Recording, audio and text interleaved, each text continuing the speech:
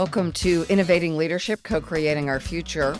I'm Maureen Metcalf, CEO and founder of the Innovative Leadership Institute. I am delighted that today we are joined by Greg Moran, and today we're going to be talking about generative AI and how do we lead in a context where hybrid workforce, so AI and human work, is being done together. Greg, can you introduce yourself a little bit, then let's jump into this. I've been in the technology business for the bulk of my career, dating back to really the late 70s. I started coding things. I built my first neural network on a PC-based system in the late 80s, so it's not new technology to me. I'm really fascinated by what we're seeing around us right now in terms of generative AI, and it's going to be, as you say, a rapid evolution over the next couple of years. I was with two different groups last week. In both conversations, we got into ChatGPT. So we did a demo during class, then they did a breakout session on communication where they were supposed to role play some communication stuff.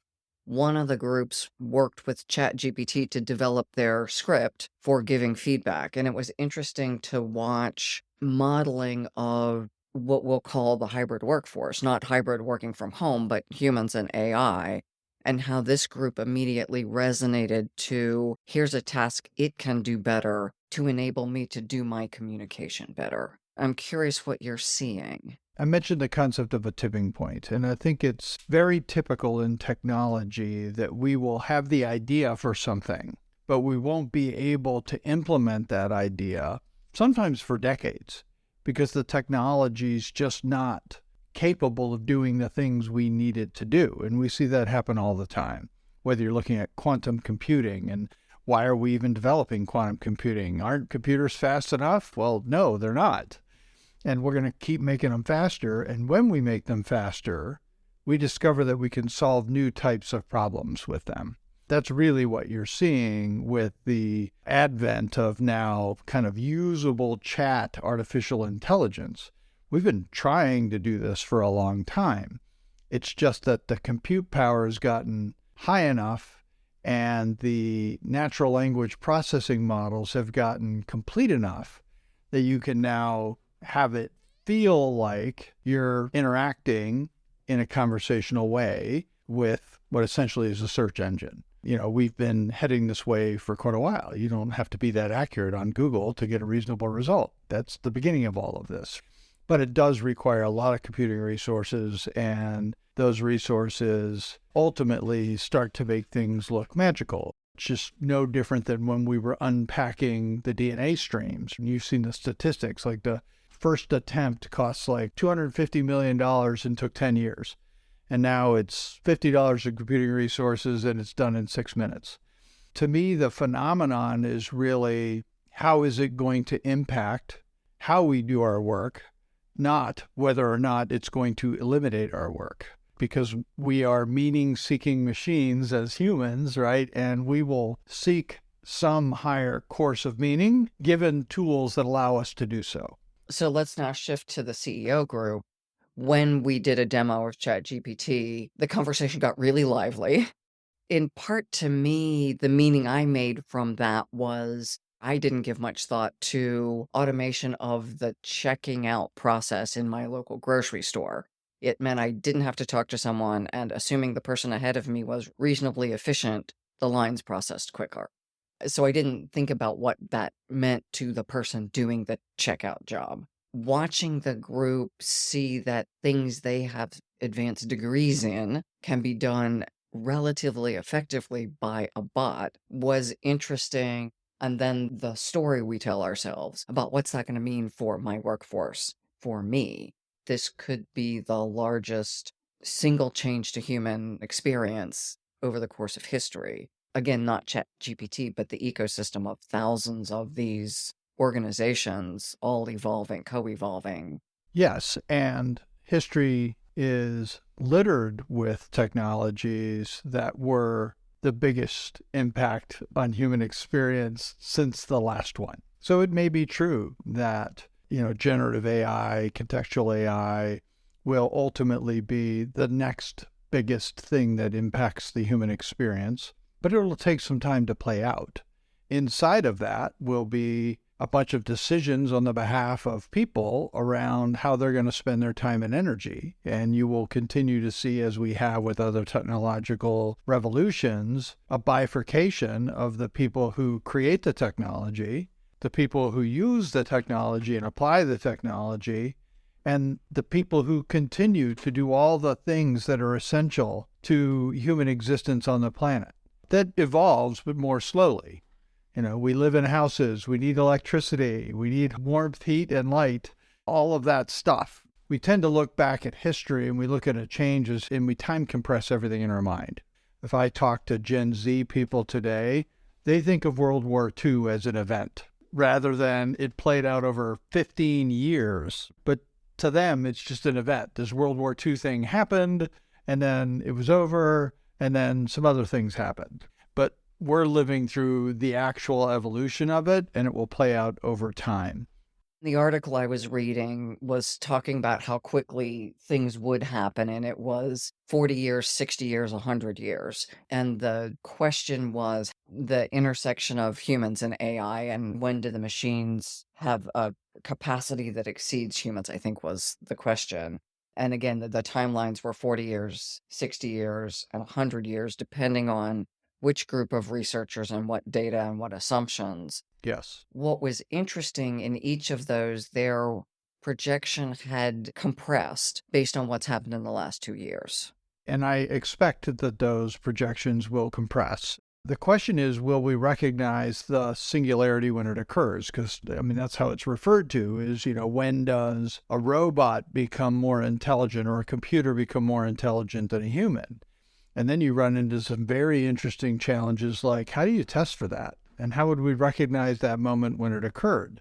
I was at a venture capital conference a few years ago, and somebody who focused on robotics was asked by the interviewer, when will robots be better than humans? And the robotics guy looked at the interviewer and said, I'm kind of confused by the question. Robots are better than at everything than humans now. They're just not better at everything at once. And his point was, it's an integration problem and it's an application problem. We've evolved as humans to be good at a certain number of things at the same time in a way that's very hard to replicate. But those are not the same things that dogs are good at, and they're not the same things that other animals are good at, and it's not what we design a robot to do. Nobody's out there trying to replicate a human. They're trying to actually make it better than a human in some way for some purpose. Whether you're building a robot soldier or you're building a robot to make things in a factory, you're designing it to be better than us at something. And necessarily, you don't even invest the money to make it good at the other things because who cares? It's a silly example, but you make a robot in a factory look like a robot or a machine. You don't make it prettier than the person operating the machine because there's no return on investment for that. Is it theoretically possible for us to pursue a completely humanoid robot?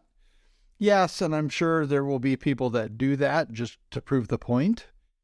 But there's not a huge advantage to that. You're actually going to design robots and you're going to use AI to do things that enhance what we can accomplish as humans or time compress it or whatever. And so to me, I don't find this technology threatening at all because I find myself thinking, this is going to be awesome because I get to now focus on the next level up of problem solving. Like we actually get to go up a layer of Maslow's hierarchy when more and more of those basic needs are met.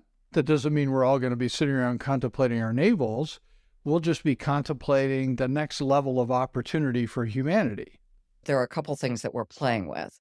One is I finally said yes to writing our next book. And it is enabled by generative AI. So it's an essentials book. So one of the things it needed to do, or I needed to do, was boil down all the stuff we've written to abbreviated, easy to digest, practical set of tools. Well, if I could have done that before, I would have done it before. So do you find yourself thinking how cool that is? Because now you can write twice as many books and generate way more original content? Yeah.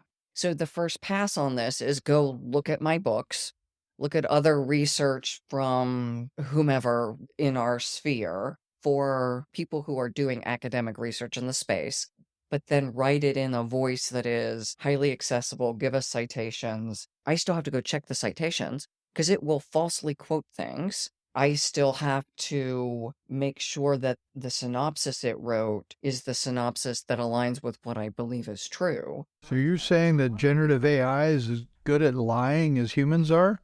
Probably better. It made up all kinds of stuff. I am certainly not advocating go have ChatGPT write my book for me because I would be highly embarrassed. But can it give me a first draft? Absolutely.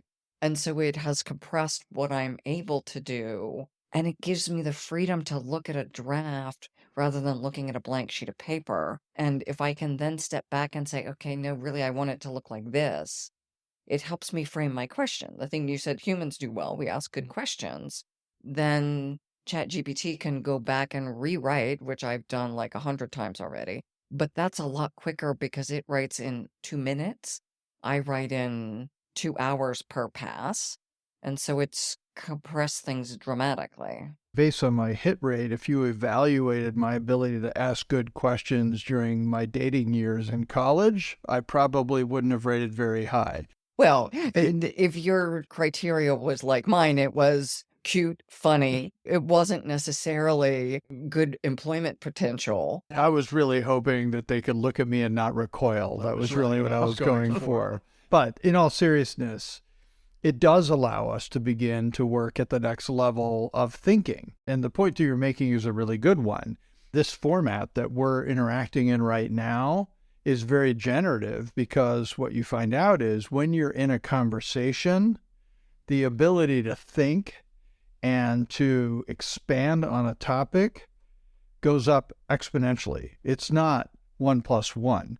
When we're in a conversation, the quality of the dialogue on a topic goes up by a significant factor, maybe a factor of 10, versus just each of us alone sitting and recording something and then sending it to each other.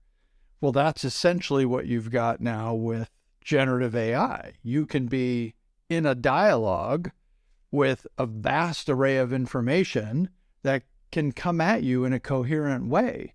That's better than search results on a Google page. So it's just the next evolution of that. And it allows us to then think better, think more clearly, and think more generatively on the topic because we're really in a conversation now. And eventually, by the way, when I say eventually, not very far from now, it will be conversational. I will be able to have this podcast conversation with ChatGPT in a conversational way. And we all know how powerful that is. That's why this format works. And that's why people love listening to podcasts that involve a conversation because so much more meaning gets created. So will I be irrelevant as a podcast host? Will ChatGPT now be hosting podcasts? No, you'll have way more flexibility and you'll have way more ability to generate interesting conversations because it won't always have to be with a person who has to get scheduled and meet you somewhere and do a thing. So I can ask ChatGPT as the host, we're going to have a conversation with the mindset of Greg Moran. So give me all the stuff you know about Greg Moran and take on Greg's voice. There is AI today that can mimic your sound and accent within 5 minutes of training. We're going to use that for our videos. So we're going to have Avatar Maureen update our videos. Now, I'm also asking clients, what do you think about that? And all they've said is, we want to know that it's fake Maureen. So Maureen's avatar is now going to introduce this module to you, not passing it off as me. We are already seeing that, right? It's like people want authenticity. And interestingly, authenticity can be the fake. But if it's authenticity that's actually a fake, i.e., it's not real Maureen, and then they find out that wasn't real Maureen, then you feel taken advantage of. But if you know that it's an avatar of Maureen and the avatar looks like an avatar, there's a congruity to that versus if it's actually you talking. And that makes us more comfortable because I know what I'm dealing with. That was where the group said, as long as you introduce it as Maureen's avatar. I don't think we'll ever get away from people screaming for authenticity. And I think we're in a time period where there is so much that is not real that the value of authenticity has gone up and our craving for authenticity has gone up. And so I think there's still going to be a very meaningful role for us to play in authentic interaction with each other. It's just that we can do more of that with higher quality than we ever could before. We talked the other day about how research has changed even in our lifetimes. I'm reasonably old, but when I went to college, the way you researched a paper was you went to the library and you had to know the Dewey Decimal System, and, you did the hardcore physical research, sometimes in very big libraries. I went to a small college, and so I had to go to other university libraries to get great content. And so, I'm getting in my car, I'm driving over there, I'm getting the lay of the land, I'm finding my way through. Nobody has to do that anymore. But has it been the end of education? Of course not. It's actually allowed education to focus more of its time and energy on valuing the meaning of what you write and less on whether or not you actually did the work to do the research. And with generative AI, it's just going to move to the next level. It's less about what you write because anybody can write well now. It's going to be, how did you apply and find meaning in what you wrote? I was cleaning a cabinet the other day and I found some calculators, and they're out of the house. I don't need those anymore. Right. So we'll continue to evolve what we spend our time and energy on. And again, you'll see people bifurcate along the whole spectrum of how they respond to that opportunity. And some people will be, like my father-in-law, before he passed away, he actually was a programmer for the government for his whole life, but he was a mainframe programmer. And the concept of a personal computer and a graphical user interface eluded him. So he just opted out. Just said, I'm not going to participate in the computing world. Didn't want to understand the internet. Then, you know what? He lived fine. He wasn't unhappy. He wasn't feeling like he was missing out, but he just made a choice. And I think we will have that happen. But I do believe that the predictions of the end of things rarely come true. I remember when automated spreadsheets first came out, and it was going to be the end of the accounting profession. You know what the single most scarce profession in the United States right now is? Accounting. They're desperate for accounting people right now. So it's like if you've got a kid in college, tell them to take accounting. There are high demand, very high pay scale right now. They just don't use the 10-key calculator that we used to carry around back. Exactly. And they're probably using pre-prepared models. We're way beyond the spreadsheets now with Power BI and Tableau and the tools that they have for analytics. The accountants are doing really two different things. One, they're creating meaning out of the numbers so that you can make better decisions. And then number two, unfortunately, the rules of accounting are ever evolving and non-negotiable if you're a public company. And so you have to stay compliant. And it's just like tax law. We're not running out of tax accountants anytime soon because the tax laws don't get simpler. They get more complicated. And what a tax accountant does now is not run the numbers. There's software that does that. They help you make good decisions and plan. Right. So to me, it's just all about that evolving role of the human in the ecosystem that we choose to occupy, which, by the way, is quite uneven across the population of the earth. And that's the thing that strikes me, having worked with people mid to later career. And there's a group of people like your father-in-law, but who are still working, right? Who've said, I just need to hang on for the next 5 to 10 years. And my response is typically, you don't get to hang on and not change for 10 years. That's too long of a horizon. If that's your goal, you should probably really talk to your financial planner and see how quickly you can exit, or talk to your coach and see how quickly you can change. Because especially now, as we're looking at things like generative AI, most jobs will change too much for someone who doesn't want to change. I agree. And I think at the risk of sounding judgy about it, that's an intellectual laziness. Most people have achieved some level of success in their career specifically because they were willing to learn and because they were willing to apply that knowledge to some act of value creation. To then say mid-career, I'm unwilling to do that anymore, is to me an intellectual laziness. You have to evolve because the world around you is evolving. And if you're unwilling to adapt, I couldn't agree with you more. There will be consequences to be paid, and you will become obsolete. I have made that argument multiple times in my career in IT as generations of technology change. And you'll find somebody was programming in a specific type of environment for the first 10, 15 years of their career. And we come along and say, okay, we're shifting strategy, and we're going to be moving to a whole different type of programming. And they're like, I don't want to. So you're talking to people that specifically got this high-paying job because they applied themselves and learned this programming skill that are now saying, I can't learn anything new. I just want us to stay with the same thing. And you're looking at them like, the thing that made you valuable in the first place was your willingness and commitment to actually learn something. And kudos to you. You proved it to us, and we hired you. Not because you know a thing that's a piece of it, but because you proved you can know a thing and you can learn a thing. So I'm just asking you to tap into that same level of commitment again, because I have every confidence that you can learn again because you did it once. I worry about the person that's never gotten good at anything. I call them parking lot puddles. They're a mile wide and an inch deep. They've never applied themselves, right, to get good at something. It's one of the things I interview for. I don't really even care what the thing is. Just demonstrate to me that you have showed that you have the discipline to make the trade-offs required to become exceptional at something, because that's what it always takes. And if you've done it once, I have every confidence that you can do it again if you choose to your point. If you choose not to, for sure there are consequences. The thing that strikes me right now is there will be a significant human cost to the evolution of AI. And to your point, it's often by choice.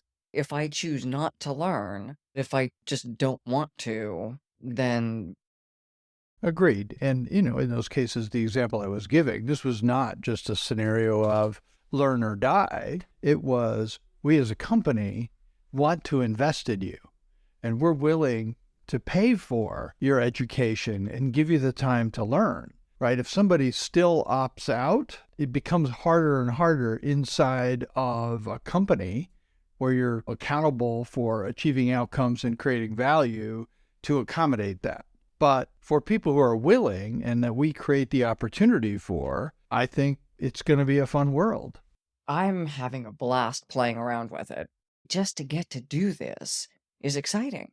The next question I would ask you is, what are the things that you haven't conceived of that you'll be able to do because you now have the bandwidth to do other things that you did want to do with way less bandwidth? And that's when it gets really fun. You get to start working on another level. Mm-hmm. But you can't conceive of that level until you've created some space at the level that you're in. Mm-hmm. It's inherent in the human development process. You can't walk until you've crawled, right? And you can't conceive of walking until you're good at crawling, meaning you've built up the muscle that you need to allow this walking thing to come into your realm of possibility. So for me, the fun's going to be for you and for everyone around us.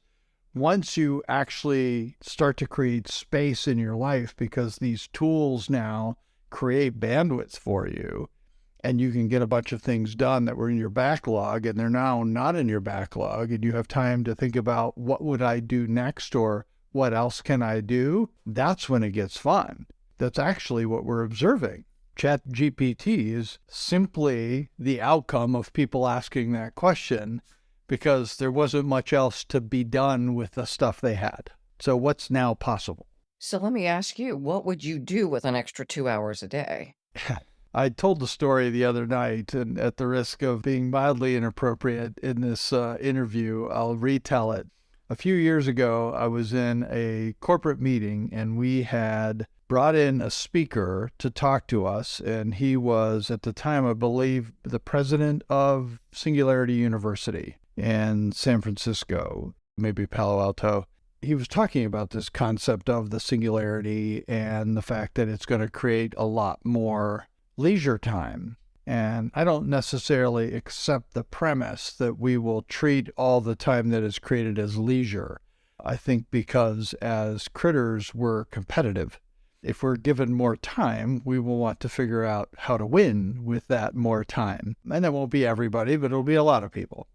So setting aside the premise that we'll have a lot more leisure time, somebody in the audience raised their hand and asked, well, what do you think we're going to do with that leisure time? And the answer was, well, we expect there to be a lot more exploration of the arts and people pursuing more, mental pursuits and artistic pursuits, because we'll have the luxury to do that. While we will have people that will have the opportunity to pursue more artistic pursuits, I think many other people will use that time to compete. Many, will use that time to be healthier and focus on things that might push the boundaries for other people. And there's a entrepreneur out in San Francisco right now who, he's wealthy, but he's not crazy wealthy, not Elon Musk wealthy, but he's hired a group of doctors to see just how far he can push the limits of reversing the effects of aging. I've read about him. And it's a very interesting pursuit. And on the one hand, I think, I saw some comments where, well, it's just vanity and it's just him trying to live forever or whatever. But when you really read the story and you understand what this person is subjecting themselves to, it's not fun. And they're spending a fair amount of money doing it. But I don't think it's as shallow as just, well, I want to see if I can live longer by reversing aging. I think there's a genuine intellectual curiosity that says, what's the limit of our technology today to reverse the effects of aging? And what would that mean in terms of longevity? And so to me, that's an interesting example of what could be done in this context is you will find new problems that you can focus on and spend time on that we don't have today. You get to work out as much as you'd like. I don't. I would love to do more yoga. I would love to do more biking, hiking. Yeah, there are all kinds of outdoor pursuits that would also allow me to clear my head, think better. Right. So if you're physically more healthy, if you're mentally more healthy, do you think it would lead to better content around leadership, better thinking around leadership and the things that you choose to apply yourself to? I'm betting 100% chance yes. 100% chance yes. I will spend the time on self-improvement and the legacy. What's the impact? How do I maximize my impact as a human being in the world during the time I'm cognitively able? And with two parents with Alzheimer's and dementia, there will be an endpoint to me unless this gentleman is able to reverse the process. At some point, I don't get to keep doing what I love to do. It's a generational reality that every generation takes for granted the things they were handed by the generation before them. I heard a funny story by Ronald Reagan the other day, and he said, I was governor of California. A group of young hippies wanted to come talk to me and confront me as the governor. And so I'm sitting in my office, and they get brought into my office, and they're dressed in the uniform of the day, torn jeans, barefoot, whatever. And one young man was just adamant that he wanted to make a point to me that my generation would never understand his generation.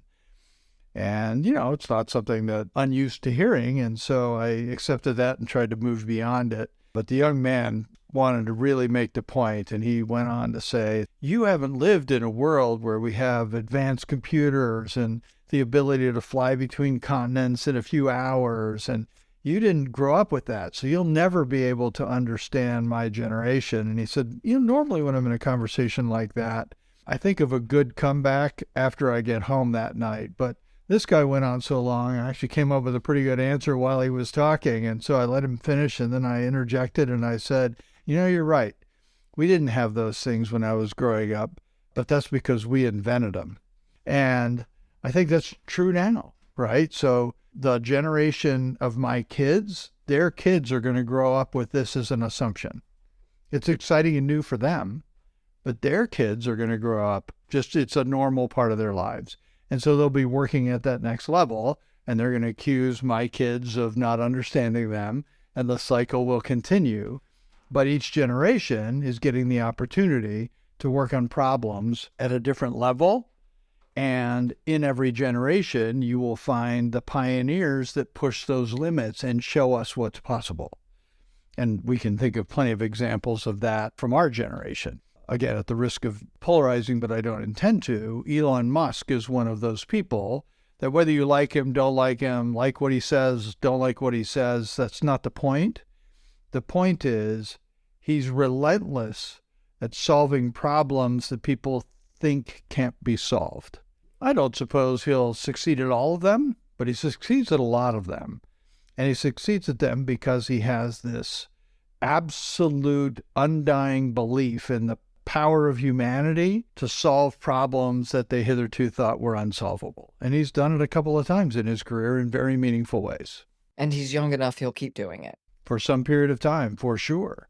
But there will be an end to Elon, and then there will be another Elon, right? Mm-hmm. There'll be lots of them. And I think each generation is characterized by people who are better at seeing how powerful the opportunity they've been handed might be. Mm-hmm. Those are the innovators. Those are the people that take us to the next level. The thing that's striking me right now is the time between tipping points is shrinking. Kind of like the capacity of my computer to double in power, it's now done the hockey stick. It seems like over the course of the rest of my career, which I assume will be at least another decade, we'll see a lot more change than I've seen in the last decade. Very hard to argue the point. There's no curve that you can follow around humanity that doesn't kind of have an uptick to it. And that uptick is fairly dramatic over the last 200 years. So it shouldn't surprise us that that acceleration will continue. I don't think that makes us obsolete ever. I think it makes the skills, the adaptation skills that we have to have begin to look different. Okay, so let's talk about how they're different, because I agree I become obsolete when I stop adapting. So that could be today, it could have been last month, or it could be 20 years from now or 40 years from now.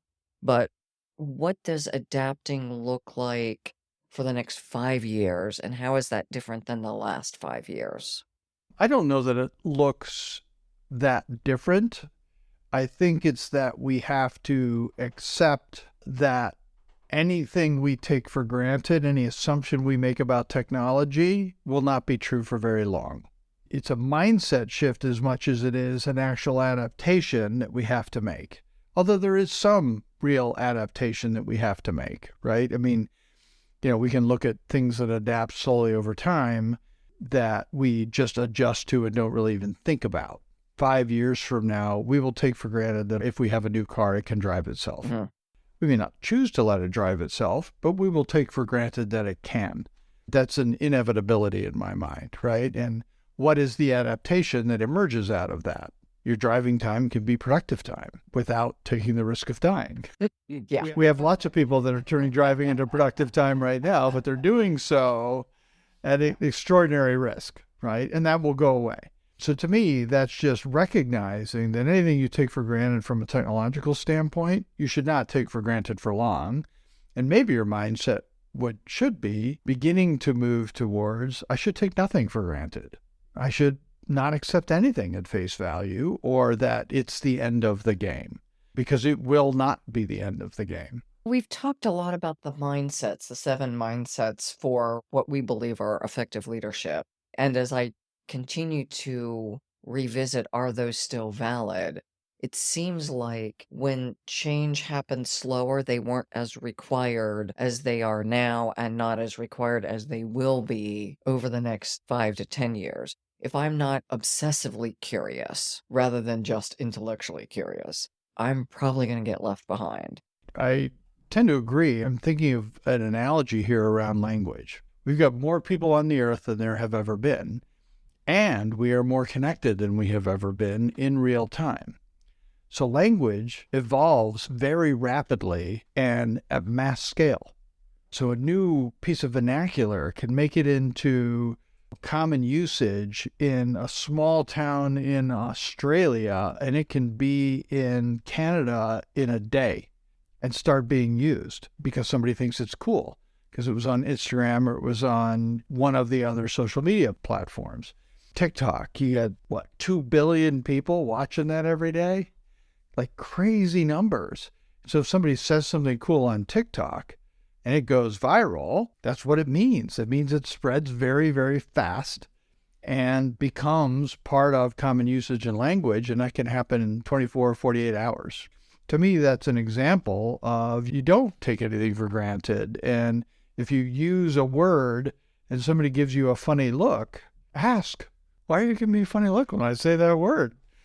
Because I think it doesn't mean what you think it means. And they'll be like, oh, yeah, well, it turns out like yesterday somebody said that was a thing. And then, well, I didn't know that. But if you don't ask, you've now become irrelevant, or you've become even worse, potentially offensive when you had no intention. Mm-hmm. I also do think, though, that that means we will have to give each other more grace. And I think we experience that all the time.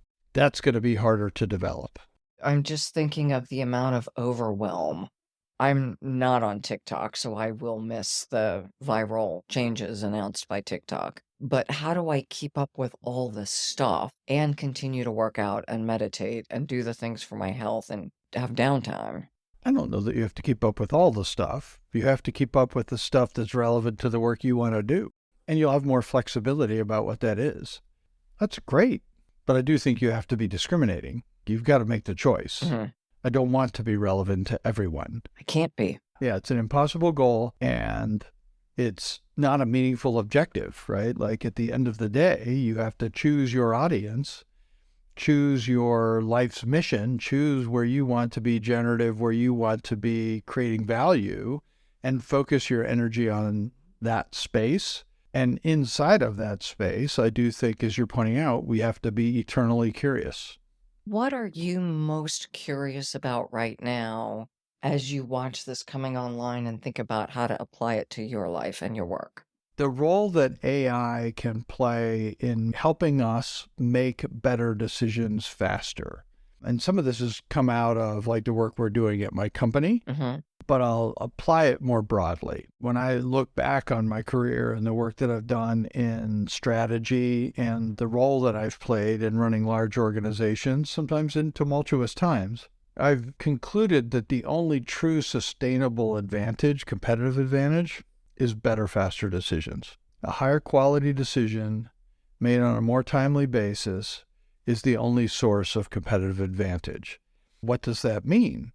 That means that if you can get more high quality information in a shorter period of time than your competitor, and then you could make a decision based on that, which is a lower risk decision definitionally because you have more information available, you have a competitive advantage. Doesn't matter what the topic is. Could be an HR decision, could be a financial decision, it could be a product decision, could be on any dimension. But if you're inside of the decision loop of your competitor and you're making good decisions, then you're going to win consistently. This has been known for a long time. There's multiple bodies of thought on this, but one of them is by an Air Force colonel who developed something called the OODA loop. Colonel Boyd, Observe, Orient, Decide, Act. And his concept, and he proved it pretty thoroughly, was that if you can get inside of your enemy's OODA loop, i.e. you can be making better decisions faster than your enemy, you'll win every dogfight. Now that was a small context, but I think that applies very largely to the human condition. And so to me, what am I focused on? It's about how do we leverage AI to give as many people in as many contexts the capability to make better decisions faster, because that'll just raise the water level for all of us. And so do you have a sense of what that looks like? In some spaces, yes. At my company, we happen to focus deeply on connecting an entire company through the data that they use to interact with each other. Essentially it's their chat data. For us, there's a really clear example. I mean, if you could turn to a CEO who today is relying on an annual survey for insight from his employees or her employees, And now you can effectively tap into the insight of your employees who know by far the most about your customers, the most about your products, and the most about your processes. And you can do that essentially in real time, and you can do it without invading their privacy. Would that be valuable? And the answer is immeasurably valuable. We figured out that focusing on customer experience doesn't work in a vacuum. Why?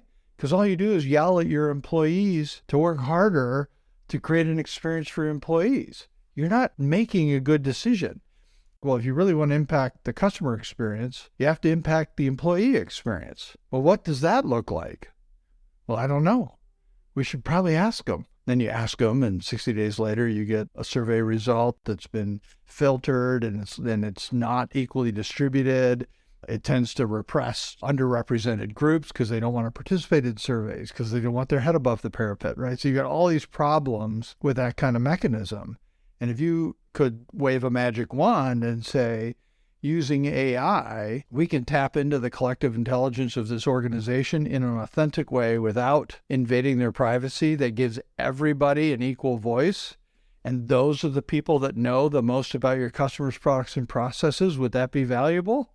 That's an example. I don't want to say that's the example. Your question was broader, but that to me is an example of where this type of AI creates a completely different playing field that will ultimately enhance the experience of everybody who's working in a job at a company. That's pretty exciting. And by the way, enhance the experience of every customer of that company. That's awesome. And so then tie that back to, if I'm running the company and I can get the insights to make better decisions, it puts me ahead of my competition. Absolutely. And it makes me a better leader, because now I've got signal that I can rely on versus having to go with your gut or say, well, here's what's worked for me before. You don't have to be theoretical. You don't have to be hopefully right by guessing. You can actually have the data drive the decision. You can be inductive. And I'm not saying we walk away from deductive, but when you combine a deductive commitment to good leadership with inductive access to data that helps you evolve those theories in real time based on the real circumstances that are being encountered by your employees and your customers, how exciting is that? That is absolutely connecting your focus on helping people make better decisions, improving the quality of business outcomes, but also engagement, people's life conditions. I like going to work because my company creates a positive, constructive work environment and does so for my customers as well. And think about challenges like implementing ESG and the blunt instruments that we're using to try and do that today versus a model where we can actually understand what the very real concerns of an underrepresented group might be as an employee base at our company. Huge difference in being able to address those concerns. And they're often poorly understood. I used the example earlier of underrepresented groups have a tendency not to reply in surveys, and certainly not to use verbatims, because there's this underlying fear that they're going to be found out and recognized, and that will hurt them. The first time I took one of those surveys, which was a long time ago, there were only 2 women in the group, me and this person. The other woman said something about women are whatever, mistreated or whatever. It was hard not to know who wrote that comment. I had been there a month. So there was one woman who was a bit angry, and we all knew she was a bit angry. It's hard to be anonymous when you just sign your name to the thing. And we have the ability with contextual AI to take that risk out of the equation, because we're not going to see the individual, but we're going to see the data point. And we're going to understand how common that data point is, and we'll understand its strength, and we'll understand its sentiment and its toxicity.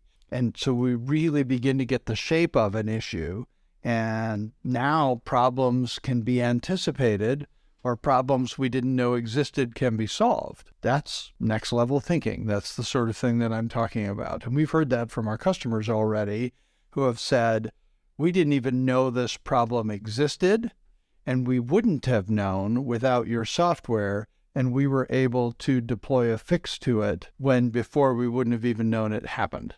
So this is the crawl, walk, run scenario. So as Right. we're wrapping up, there are a couple things I want to play back and forth with you on key points from our conversation.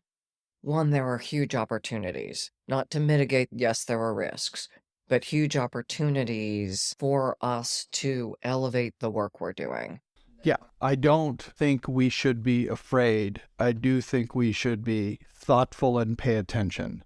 And that's different, right? We shouldn't think of generative AI as a threat. We should think of it as an opportunity, and we should pay close attention. And I love the fact that we've got people out there beating these models up and finding where the cracks are so that they can get better rapidly. You kind of challenged me, what would I do if I had more time? And I'm thinking about, well, one, I've got the long backlog like everybody else. I fix videos, blah, blah, blah. I'm inspired to think about now what's possible beyond the backlog and how can I invest that extra time to accomplish my life purpose. Part of that is the biggest impact on leadership I can make during my working years. That's really exciting. I agree. And I joked earlier that there's this competitive focus that will probably limit the degree to which people focus on artistic pursuits, but I don't think it's going to be entirely. I often have found myself walking through a beautiful old building like a cathedral or a handcrafted house and thinking, we just don't do this anymore. What if some of us started doing that again? And I think there is a yearning for that. And it shows up in some of the most mundane ways. You know, you look at Gen X versus Gen Y versus Gen Z and how we make and consume coffee. You know, if it's not taking 12 minutes and a pour over and a hand grind and all of that, it's disgusting and cannot be touched. To me, there's an indication there that there's a yearning for craftsmanship. There's a yearning for experience that this is going to enable. And it'll take us a while, but I think we'll gravitate back to the ability to just participate in the universe in ways. And not everybody will opt in, but we might have the luxury for more of us to do that versus, well, if I don't work 60 hours this week, I'm not going to keep up. Truly, 60 hours a week for many people isn't about winning, it's just keeping up. Absolutely. And some of that, I think, is rooted in some unrealistic expectations we have of life. And I don't know that we're going to address that with generative AI, but I do think it'll give us time to contemplate the meaning of our unrealistic expectations. And maybe that'll take us back to a place that's like, I don't know that my starter house needs to be 5,000 square feet. To your point, if I'm not working 60 hours a week and my significant other isn't working 60 hours a week, I can't pay the mortgage on the 5,000 square foot house. And I have decided that I am not succeeding unless I have the 5,000 square foot house and 2 BMWs in the driveway. At some point, we've got to step back from that and say, does any of that make sense? As we wrap up, do you have any closing thoughts for leaders who are a little slower to adapt or adopt? Measured enthusiasm is the right approach. First of all, I think if you're of an age where this feels threatening, step back and allow it not to be threatening. Seek to understand before you assume that it's a threat to you. But I would also say temper your enthusiasm. We've got a ways to go here. JP Morgan Chase announced yesterday that they've banned ChatGPT off of their entire network. Nobody can use it to produce any deliverables at JP Morgan Chase. They did that not because they don't think the technology has promise, but because the risks of the technology in its current state are significant enough to things like privacy and intellectual property and those sorts of things that they've said, we need to let it evolve a little further. It came across as a draconian response, but I think it's actually a measured and thoughtful one. That is not a company that has a history of not innovating. So they will definitely take advantage of that technology, but I think they're demonstrating a thoughtful approach that says it's not ready for the work we're doing right now. Even when I do these chapters, I'm not asking it to go look at everything. I'm looking at my prior writing, academic works by people that were also co-authoring chapters. In its current instantiation, it's definitionally out of date already. Mhm. You may be feeding it your stuff, but literally when you sign in, it says, this has only got data in it up to 2020. Okay. Be measured in your use of it and your reliance on it, but be cautiously optimistic and engage and learn. This is going to be a very evolving conversation. So for our listeners, first, thank you for joining us. And we are also interested in hearing your experiences so that we can learn from you and create better content. So thank you for listening. Please like us, share us, follow us, and continue the conversation in your own circles so people can continue to adapt and adopt and get the benefit that is possible as we all learn and grow. Thank you, Maureen. It's always a pleasure to join you, and I look forward to doing so again soon.